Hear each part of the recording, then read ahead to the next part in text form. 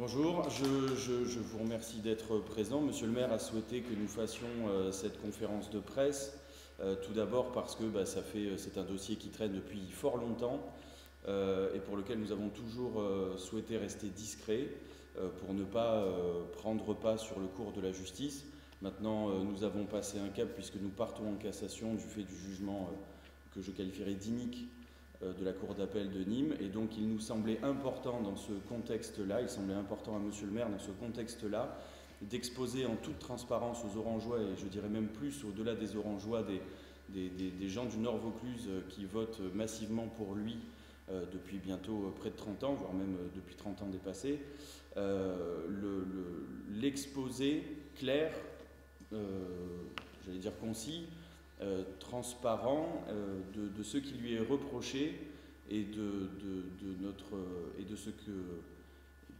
ce qu'il cause en nous, c'est-à-dire une très grande tristesse et un outrage, j'ai envie de dire, tant la violence du jugement est ce qu'elle est. Bon, ça c'est par souci de transparence que nous faisons cette conférence de presse à la demande de Monsieur le maire. Je rappellerai pour ma part le contexte politique, c'est-à-dire que tout le monde sait, la presse l'avait repris en son temps, que cette plainte était issue d'un personnage dont je ne citerai pas le nom, bien connu des Orangeois pour ses folies et voire même maintenant depuis quelques années pour ses délits, voire ses crimes. Je ne le citerai pas, mais tout le monde saura de qui il s'agit, et qui avait décidé de rendre gorge à Jacques Bompard. Bon, la plainte n'a jamais voulu être prise jusqu'à ce que le député de la 4e circonscription de l'époque, Thierry Mariani, écrive avec son en-tête de député de l'Assemblée nationale à destination de Monsieur le procureur de la République près du tribunal d'Avignon.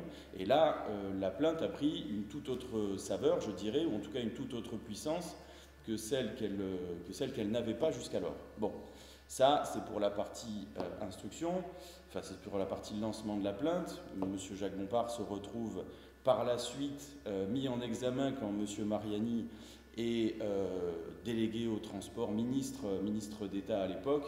Y a-t-il un lien de cause à effet? Je ne sais pas, je ne rentrerai pas là-dedans. Il n'empêche que nous avons, notre famille et les Orangeois, avons subi une procédure qui a été longue, lourde, infamante, puisque je le rappelle aujourd'hui, Jacques Bompard a été seul traîné devant les tribunaux injustement, mais à l'époque des faits, c'était son épouse, ma mère également, qui avait fait l'objet d'une garde à vue, des amis de mes parents qui avaient fait l'objet d'une garde à vue parce qu'on avait imaginé une pyramide ou une montagne, et on a finalement accouché d'une souris où on reproche en substance au maire d'avoir participé à des conseils municipaux, sans rentrer dans les détails. Donc c'est l'honneur de notre famille et même des Orangeois qui a été lavé. Nous remercions les Orangeois et même tous les Nord-Vauclusiens qui, malgré tout ça, malgré ce dossier qui traite depuis 2008, a réélu Jacques Bompard ès qualité de maire, a réélu Jacques Bompard ès qualité de conseiller général à l'époque, a réélu Jacques Bompard par 2 fois ès qualité de député. Donc la justice qui dit juger au nom du peuple français, le peuple français en tout cas qui lui nous connaît et nous fréquente, nous a déjà jugé à de nombreuses reprises, et cela positivement. Donc voilà pour le contexte politique, voilà pour le contexte médiatique et pour les choses qui en fait depuis des années nous écœurent et pour lesquelles nous avions décidé de garder le silence. Maintenant, l'heure n'est plus au silence mais à l'explication claire, puisque nous allons aller devant la Cour de cassation. Et donc je ne rentrerai pas dans les détails techniques parce que je ne suis pas un brillant avocat, et je laisserai donc le soin à Maître Fleury d'exposer ce pourquoi M. Jacques Bompard est traîné devant les tribunaux, à savoir la prise illégale d'intérêt. Merci, M. Bompard. Oui, pour bien comprendre ce dont nous parlons, vous me permettrez de commencer par une petite digression peut-être un peu technique, mais qui me semble importante, c'est qu'est-ce que la prise illégale d'intérêt? Il faut définir ce qu'est la prise illégale d'intérêt, il faut y revenir, et il faut y revenir d'autant plus que j'ai eu le plaisir d'intervenir au soutien des intérêts de Monsieur le maire en première instance et en appel, et que je n'ai pas eu. Et je n'ai pas eu. Et vos collègues qui ont suivi, qui ont couvert ces 2 audiences l'ont pu le constater, nous n'avons pas eu de définition du délit. Ce qui est tout de même relativement surprenant, puisque le but d'un procès pénal, c'est justement de caractériser des éléments pour les faire coller à une définition juridique. Alors qu'est-ce que la prise illégale d'intérêt? C'est le fait pour une personne, mais de manière générale, une personne dépositaire de l'autorité publique, de prendre, de recevoir, de conserver, directement ou indirectement, un intérêt quelconque dans une opération dont cette personne a la charge, la surveillance ou l'administration. Sur le strict plan juridique, cette infraction ne se confond pas, et il faut le souligner, elle ne se confond pas avec le détournement de fonds publics ou l'enrichissement personnel. En pratique, il est vrai, il arrive très souvent que ces infractions se cumulent. Et il n'est pas rare de lire des décisions de justice qui condamnent un élu pour 2 de ces infractions. Une prise illégale d'intérêt qui aurait, par exemple, entraîné un enrichissement personnel. Ici, pour ce qui nous concerne, les infractions ne se cumulent pas. Ce n'est pas le cas en l'espèce. M. Jacques Bompard ne s'est jamais vu reprocher un quelconque détournement de fonds publics et encore moins le moindre enrichissement personnel. Seule la prise illégale d'intérêt était poursuivie. Ce qu'il faut comprendre lorsqu'on évoque la prise illégale d'intérêt, c'est que le délit est défini de manière tellement vague, tellement large, que souvent, pour ceux qui pratiquent ce délit, les praticiens du droit évoquent une véritable épée de Damoclès sur la tête des élus locaux. La surveillance ou l'administration dont je faisais état tout à l'heure s'entend par exemple d'une simple signature, de la simple participation à un conseil municipal. Quant à l'intérêt qui peut être poursuivi, il est lui-même extrêmement large. Il est direct, il est indirect, il est financier, familial, moral, politique. Enfin, c'est quelque chose d'extrêmement large. Pour faire très simple, pour vous donner un exemple extrêmement parlant, l'élu qui voterait une subvention à une association dans laquelle son cousin est investi peut potentiellement être poursuivi pour prise illégale d'intérêt. Matériellement, le délit est constitué. Le simple fait de participer à une délibération du conseil municipal qui voterait une subvention à une association, peu importe le montant, il peut s'agir d'une subvention de 500 €, peu importe que cette subvention soit habituelle et votée depuis des années. Il suffit qu'on trouve un cousin dans les organes de l'administration pour qu'il y ait prise illégale d'intérêt. C'est ce qui nous fait dire qu'effectivement, ce délit est une véritable épée de Damoclès qui pèse sur la tête des élus locaux. Alors, ceci étant, qu'est-ce que l'on a reproché à M. Jacques Bompard pour retenir la prise illégale d'intérêt? Deux choses que vous connaissez. La première, c'est d'avoir voté, d'avoir participé au vote d'une délibération qui instaurait une servitude purement technique, permettant le maillage des réseaux communaux, maillage qui profite au lotissement dans lequel le maire de la commune a fait construire sa maison. Ça, c'est le premier point qui interroge. De deux choses l'une. Soit les habitants du lotissement ne bénéficient pas des réseaux, parce que le maire y construit sa maison, et donc il ne peut pas instruire ce type de dossier, soit, et ça nous a été précisé, ça nous a été dit par un magistrat, soit effectivement le maire n'habite pas sa commune et il fait construire dans la commune voisine. Ce qui, ma foi, est même un peu paradoxal quand on s'investit pour le bien de sa commune. Mais il a été recommandé à M. Jacques Bompard d'éviter de faire construire une maison dans la commune dont il gère les intérêts depuis maintenant de nombreuses années. Ça, c'est le premier point. Et le deuxième point, reproché à M. Jacques Bompard, c'est d'avoir soi-disant participé au vote d'une délibération actant de la vente d'un délaissé communal au profit de son gendre et de sa fille. Encore faut-il rappeler que cette fameuse vente est intervenue au terme d'une procédure on ne peut plus transparente,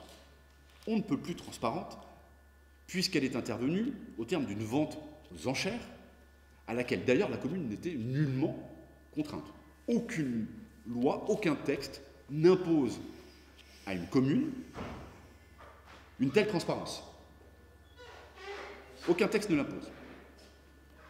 Et encore faut-il rappeler que cette vente s'est réalisée au profit de la commune, parce que justement la procédure de mise aux enchères a permis de vendre ce délaissé communal à un prix supérieur à celui estimé par les propres services de l'État. Donc non seulement la commune a fait preuve de la plus grande transparence, mais en plus cette procédure lui a permis, si je puis dire, de gagner de l'argent. Voilà ce que l'on reproche, au maire. Et enfin, je rappellerai que nous évoquons tout de même un délaissé communal qui a été vendu pour la somme de 14 000 euros. Voilà. 14 000 euros.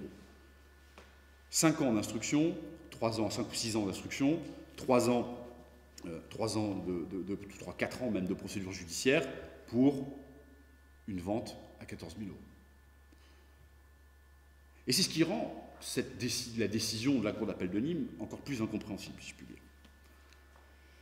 Et cette décision, elle est incompréhensible à plus d'un titre.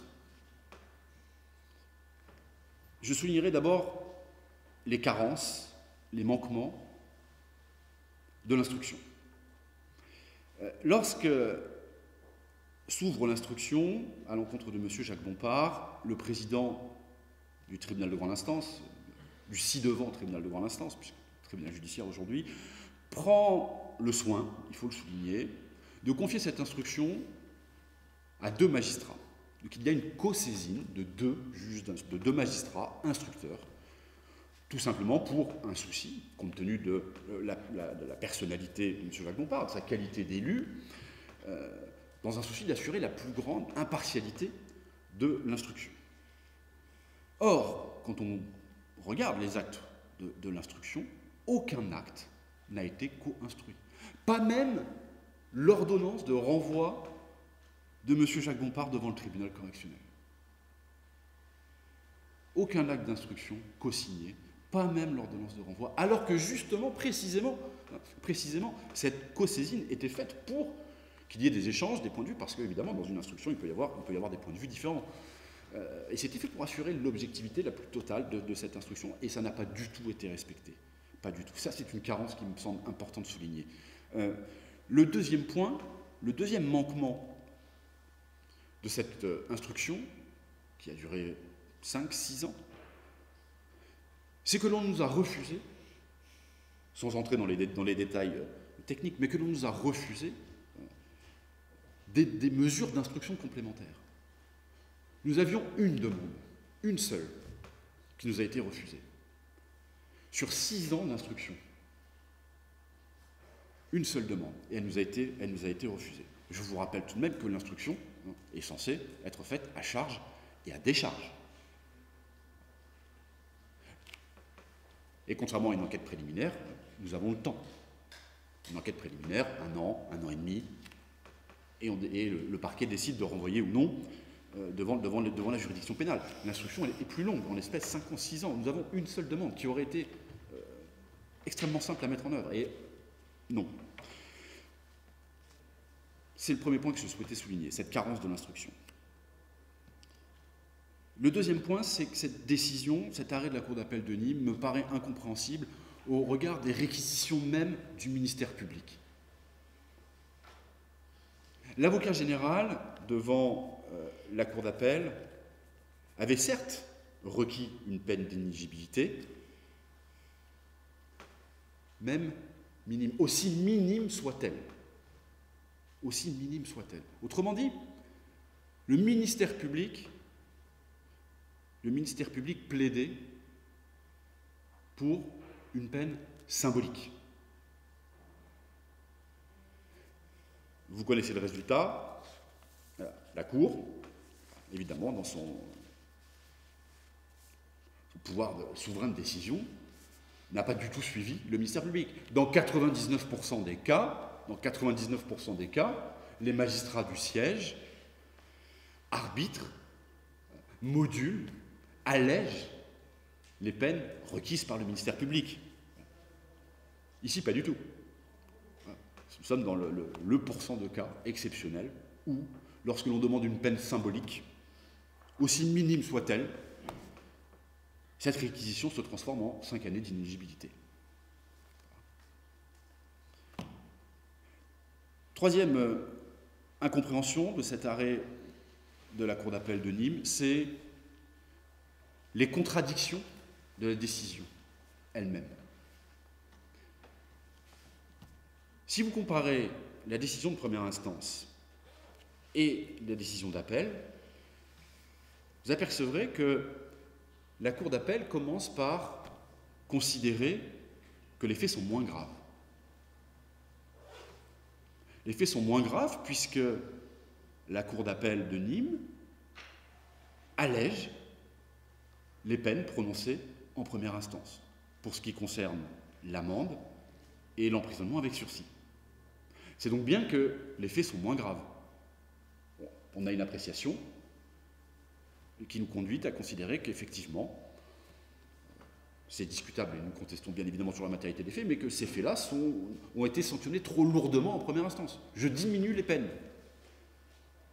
Mais dans le même temps,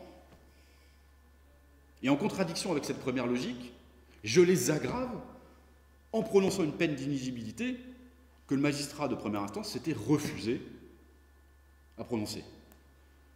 Et là, c'est une contradiction qui me laisse perplexe dans cette décision de la Cour d'appel. Quatrième point d'incompréhension de cette décision, et non des moindres, c'est que cette fameuse cession, cette fameuse vente, qui a fait couler beaucoup d'encre, a été passée au crible des magistrats financiers. La Chambre régionale des comptes, dans le cadre de ses activités d'audit des comptes publics de l'ensemble des collectivités de son ressort, contrôle régulièrement le budget, l'exécution du budget de la commune d'Orange, et a étudié l'ensemble des cessions de la commune. Je n'invente rien, le rapport est public, il est disponible sur Internet, chacun peut aller s'en rendre compte. L'ensemble des cessions de la commune d'Orange a été examiné par les magistrats financiers. Et notamment cette fameuse cession. Les magistrats financiers n'ont rien trouvé à redire. Rien. Et ils l'ont détaillé. Ils ont détaillé toutes les cessions opérées par la commune. Autrement dit, vous avez des magistrats dont le métier est d'auditer et qui sont spécialistes des délits concernant la probité des élus. Les magistrats financiers, les contrôleurs de la Chambre régionale des comptes détectent un marché public, un trafic d'influence. Voilà. Ce sont des spécialistes de la question. Pourquoi n'ont-ils rien eu à redire sur cette cession? Et pourquoi ces magistrats financiers qui sont spécialisés, qui sont des spécialistes des délits relatifs à la probité des élus, ne trouvent rien à redire, et que le magistrat judiciaire y voit matière à condamnation? Le spécialiste de la question estime que cette cession est parfaitement régulière, celui qui l'est un peu moins condamne à 5 ans d'inéligibilité. J'y vois une contradiction très fâcheuse. Enfin, encore plus fâcheux si je puis dire ainsi, et le mot est relativement faible, la propre jurisprudence de la Cour d'appel de Nîmes me paraît en contradiction totale avec la décision rendue à l'encontre de M. Jacques Bompard. Je m'explique. Quelques mois auparavant, et vous connaissez l'affaire certainement mieux que moi puisque vous avez dû la couvrir, la même cour traite d'une même incrimination. une prise illégale d'intérêt poursuivie sur le fondement de l'article 432-12 du Code pénal, quelques mois auparavant, pour une prise illégale d'intérêt dont les montants sont largement supérieurs à celui que j'ai évoqué au début de mon intervention, à savoir 14 000 €. Elle ne prononce pas d'inéligibilité. Elle confirme les peines prononcées en première instance, notamment une peine d'amende. Je n'invente rien, vous l'avez traité, c'est des poursuites qui étaient dirigées contre M. Max Raspail. Moi, je ne m'explique pas comment la même juridiction, à quelques mois d'intervalle, pour des faits poursuivis sur le même fondement, prononce une peine d'inéligibilité à l'encontre de M. Jacques Bompard et en exonère M. Max Raspail. Et je finis par me dire, quand je lis la presse, et je m'intéresse tout particulièrement à ces problématiques de prise illégale d'intérêt, qu'en définitive, je ne peux pas ne pas penser que lorsque l'on est poursuivi pour prise illégale d'intérêt, mieux vaut être un élu de gauche qu'un élu de droite. Cela me chagrine de le dire, mais les exemples récents, qui sont bien connus, je ne vais pas les détailler, puisqu'ils ne nous concernent pas directement, mais m'amènent à cette constatation que l'inéligibilité frappe les élus de droite et non les élus de gauche dans ce pays. Voilà. Et ce qui me fait dire que je ne crois pas dans la justice politique, la question m'a souvent été posée, mais en revanche, il y a des décisions de justice qui peuvent être politiques. Et c'est sur ce mot de la fin que je laisse la parole à Monsieur le maire, qui aura certainement plus de choses à dire sur ce point-là que moi. Moi, je vais avoir une autre approche. Je pense que la prise illégale d'intérêt, c'est un outil qui n'est pas fait pour chercher les détournements de fonds réalisés par les élus, mais au contraire pour les excuser. Parce qu'en poursuivant des gens sur des prétextes tellement vagues, on sait que tout élu peut être condamné pour prise illégale d'intérêt, tellement, vous l'avez dit, cette notion est vague, et que par contre, en fin de compte, elle frappe rarement les élus qui pratiquent les détournements de fonds. On sait comment les élus pratiquent les détournements de fonds. Ils le font à travers deux techniques, le choix des entreprises ou la pratique des avenants.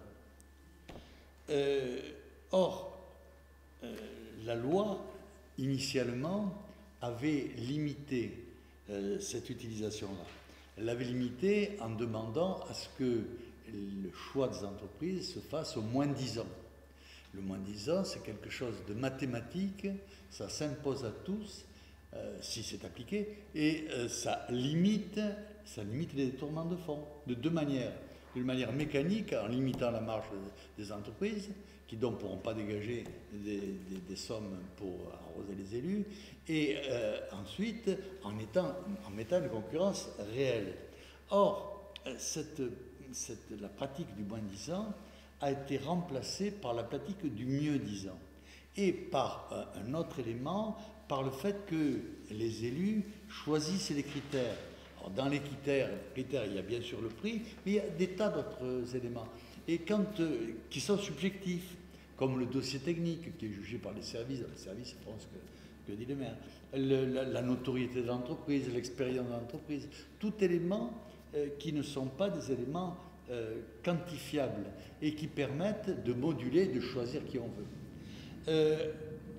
De la même manière, la pratique des avenants permet de ne pas mettre quelque chose dans l'appel d'offres, de le sortir une fois que l'appel d'offres a été accordé, de le facturer au prix que l'on veut, puisqu'il est hors appel d'offres. Donc voilà les deux grosses techniques utilisées, qui sont légales. Ça, c'est légal. On peut s'arranger avec la loi. La loi permet de s'arranger et de choisir qui on veut. Et ça, les tribunaux ne le poursuivent pas. Et je crois que la rigidité et le culte de la forme qui est pratiqué par la justice, en fait, sert pour cacher la pollution du fond et pour cacher les abus qui se font. Pour moi, la loi devrait être un cadre qui limite, autant que faire se peut, les détournements financiers. Il y a toujours des arrangements avec les dieux, mais plus on les limite, mieux c'est. Et la première chose que j'ai faite quand je suis arrivé dans cette ville, je suis arrivé comme maire, ça a été de mettre en place systématiquement le tarif en tête, puisque en règle générale il est à 70%, et de mettre le dossier technique sur lequel on peut faire ce qu'on veut qu'à 30%, ce qui permet de choisir les entreprises les mieux disantes, parce que entreprises mieux disantes, c'est clair. Hein, et ça limite tout abus. Et deuxième pratique qui se fait aussi dans la ville, c'est que les avenants sont extrêmement exceptionnels et qu'on contrôle que les tarifs pratiqués dans les avenants soient les mêmes que les tarifs pratiqués dans les appels d'offres. Donc en fin de compte, j'ai l'impression que ce que l'on me fait payer, c'est le fait que ici on ne triche pas et que ici d'ailleurs on a en contrepartie de ces non-tricheries, en contrepartie du fait que tout est acheté par appel d'offres, tout est acheté au moindre prix, ou tout est vendu par appel d'offres et tout est vendu le plus cher possible, la protection que j'ai mis en place de l'argent du contribuable est un handicap pour l'ensemble du fonctionnement qui se pratique ailleurs.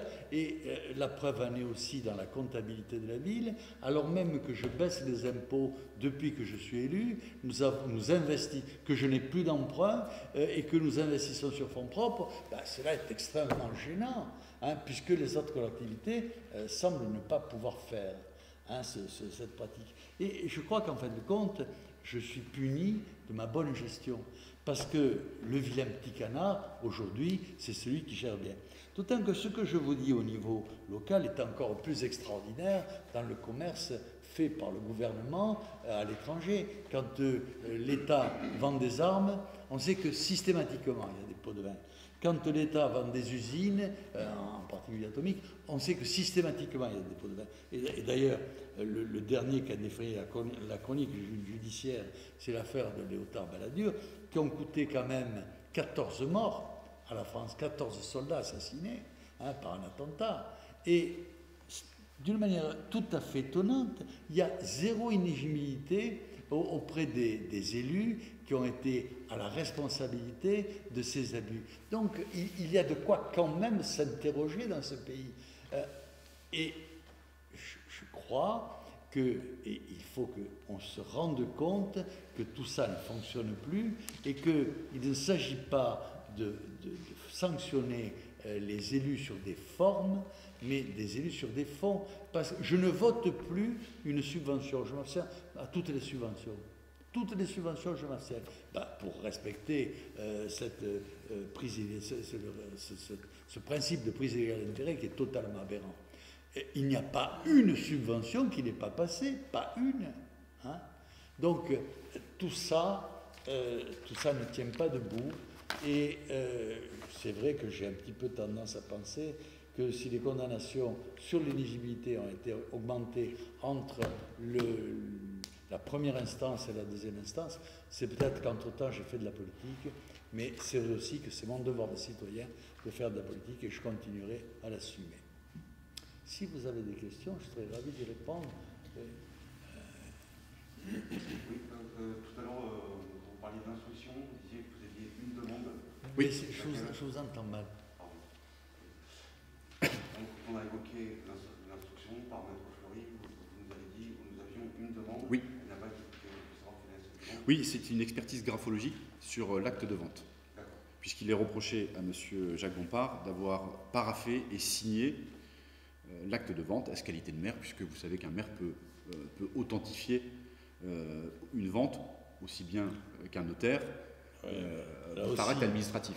C'est aberrant, parce qu'une fois que le conseil municipal a voté, je suis obligé de signer. Oui. Hein, une fois que le conseil municipal a voté, les juges me reprochent des choses qui sont totalement légales et dont je ne peux échapper. Et on a souhaité faire une expertise graphologique. Qu'est-ce que ça aurait changé? Peut-être démontrer que M. Jacques Bompard n'avait pas paraphé l'acte.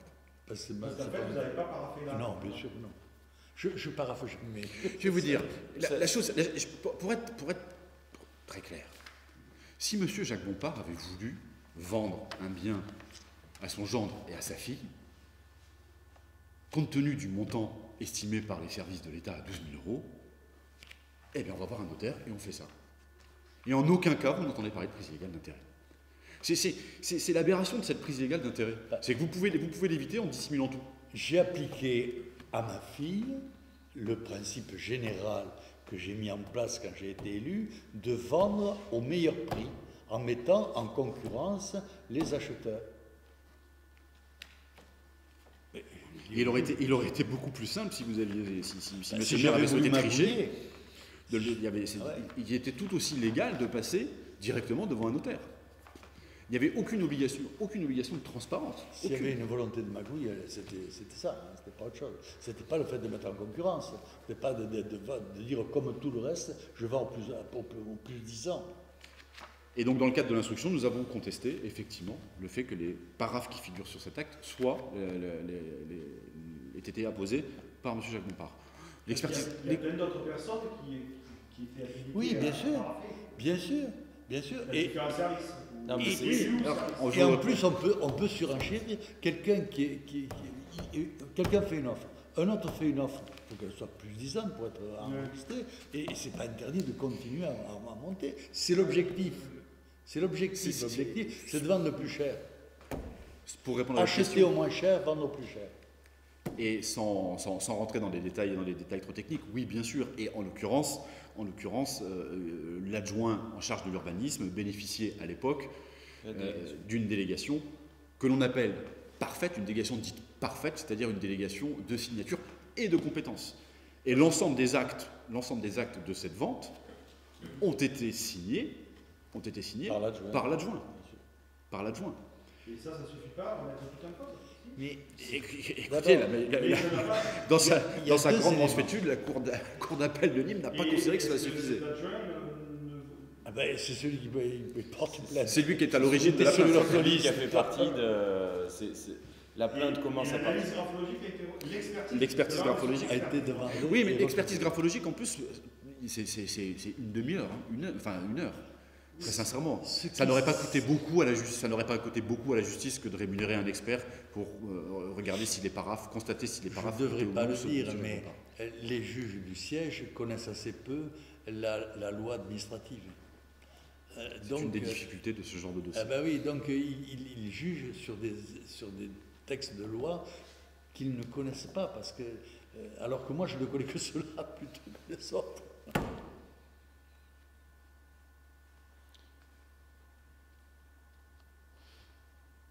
Et nous, bien sûr, que nous maintenons, que nous contestons avoir régularisé ces. Et donc tout ce que vous venez de nous dire, c'est ce qui va servir pour la suite du dossier. On ne sait pas. Alors c'est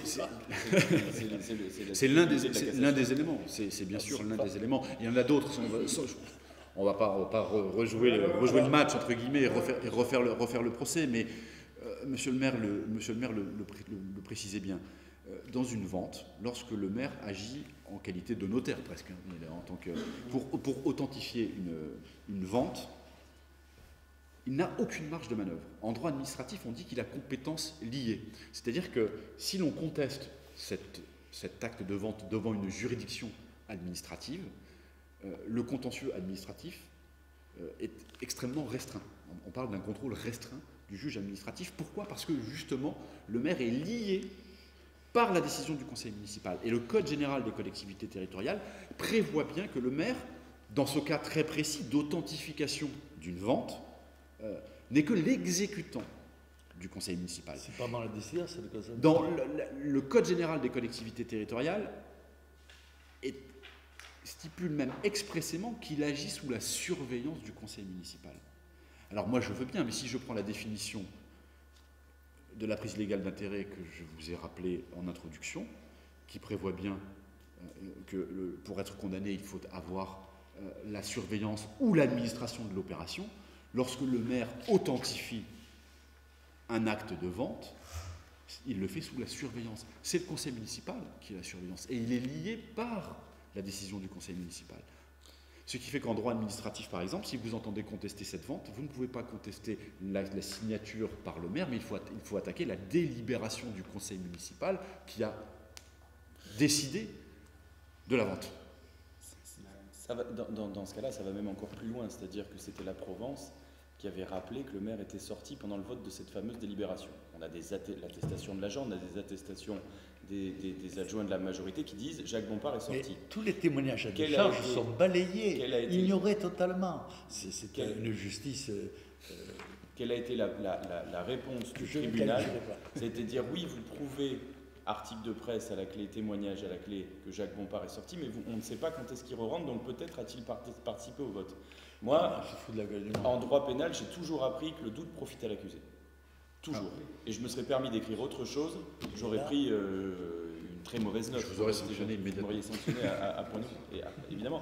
Eh bien non. Systématique. Les principes généraux du droit pénal... a été faite à charge, tout a été fait à charge. Les principes généraux du droit pénal élémentaire, qu'on apprend sur les bancs de la faculté, ne s'appliquent pas à Jacques Bompard, mais écrit, rédigé par un tribunal de la République. Maître Fleury, tu aurais mis un 2. Ah moins deux. C'est pour ça que j'explique qu'à côté, les faits graves sont légaux. Hein, pour peu qu'on respecte la forme. Ce qui compte pour la justice aujourd'hui, française, c'est la forme, c'est pas le fond. Le fond, c'est pas intéressant. Moi, ce qui m'intéresse, c'est le fond. Je suis chirurgien dentiste, ce qui m'intéresse, c'est le travail que je fais dans la bouche et non pas la manière dont je le fais. Hein. Si je le fais avec un tutu ou autre chose, c'est pas ça qui est important. C'est que l'acte soit bien fait. Qu'est-ce qui va se passer maintenant? C'est quoi le calendrier? Le calendrier, il n'est pas encore, il est pas encore Dieu seul connu. le sait. Le pourvoi a été formé. On attend évidemment avec impatience la rédaction finale de l'arrêt. Et ensuite, l'avocat après la cour de cassation qui rédigera un premier mémoire puis un second au soutien des intérêts de Jacques Bompard. Et la cour de cassation étant seule maîtresse de son calendrier. Si ce n'est la production des premiers mémoires est encadrée, mais par la suite... Ce que l'on se propose, à savoir si on va le faire ou pas, c'est de mettre tous les éléments d'analyse sur le site de la ville pour que chacun puisse aller piocher s'il a envie. Hein, Sur le tien. ou sur le mien. Sur le tien. Sur le mien, oui, sur le mien. Sur le site personnel. Ouais. Sans enfreindre, bien évidemment. Le secret de l'instruction. Le secret de l'instruction, maintenant, il est plus... En respectant les règles, qui voilà. ne sont pas simples. On mettra les éléments juridiques. C'est-à-dire tous les éléments du dossier. Exactement. Voilà. Pour que chacun puisse aller regarder en transparence. Et sur ce sujet-là, je pense qu'il est important aussi, monsieur le maire, vous n'avez peut-être pas... Vous n'avez pas insisté dessus, c'est tout à votre honneur, mais nous l'avions dit devant le tribunal, nous l'avions répété devant la Cour. En matière de probité, il me semble important de souligner que M. Jacques Bompard a été l'un des premiers, lorsqu'il était député, l'un des premiers, au moment où le législateur a imposé le contrôle des patrimoines des députés par la Haute Autorité pour la transparence de la vie publique, M. Jacques Bompard a été l'un des premiers à s'exécuter et a été félicité par la Haute Autorité. C'est important, on se place sur le terrain de la probité, de rappeler que la Haute Autorité pour la transparence de la vie publique n'a jamais rien trouvé à redire, pas le moindre petit centime, à redire sur le patrimoine de M. Jacques Bompard. Je sais et j'ai entendu que la transparence en gênait certains. Nous avons des ministres qui ont estimé que la transparence les gênait ou qui étaient mal avec ce souci de transparence. C'est pas le cas de M. Jacques Bompard et qui a reçu les félicitations pour cette transparence. Sur le terrain de la probité, me semble-t-il qu'il était important aussi de le souligner comme élément de la personnalité, puisque nous évoquons c'est mon souci constant, l'économie de l'argent public est mon souci constant, parce qu'on tue le pays à force de gaspillage. Donc le combat que je mène, c'est aussi celui-là.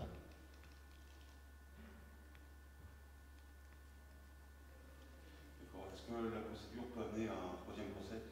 La Cour décidera. La Cour décidera.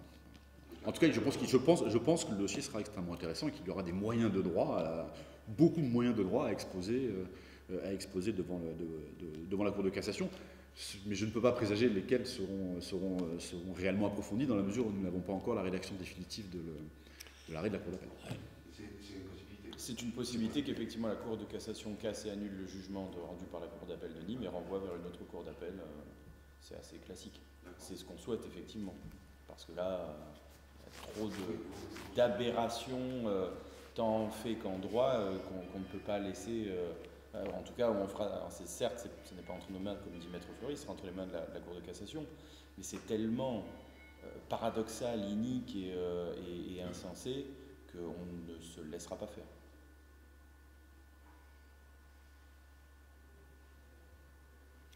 Là, c'est un peu un appel au peuple, littéralement, hein, que nous faisons aujourd'hui. Hein.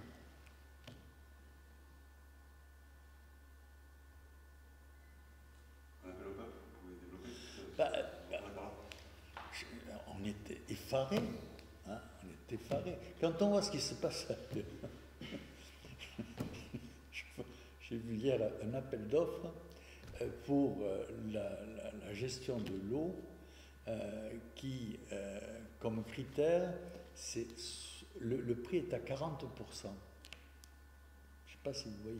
Donc il y a 60% de technique, de choses non précises. De choses subjectives, comme vous avez dit. De choses très subjectives. La Le notoriété, prix est à le 40%. Mais de qui se moque-t-on? Et ça, il n'y a aucun problème. Pourvu qu'on sorte au bon moment, qu'on rentre au bon moment, tout va bien. Mais c'est scandaleux. Mais d'une manière générale, ce délit est extrêmement mal défini. Et les élus locaux s'en plaignent, à juste titre. Il suffit de sortir du conseil municipal, de faire acter que l'on soit sorti, qu'on n'ait pas voté, pour qu'il n'y ait pas de délit. Vous pouvez avoir instruit les affaires, donné des instructions, vous pouvez avoir tout fait, pourvu que vous ne siégiez pas, il n'y a pas de délit. C'est pas, sur le strict plan juridique et des principes, c'est quand même très insatisfaisant comme raisonnement. C'est le conseil municipal qui décide. C'est très C'est insatisfaisant. le conseil municipal qui présente les dossiers. Donc le conseil municipal, la majorité du conseil municipal, se déjugerait si elle récusait un dossier. Que le maire soit là ou pas là, ça ne tient pas debout. Hein. Mais comme je vous disais, ça sert à couvrir d'autres choses. Hein, des choses que l'on ne peut pas regarder parce qu'elles sont légales. C'est légal, le prix ne compte que pour 40% dans la gestion de l'eau.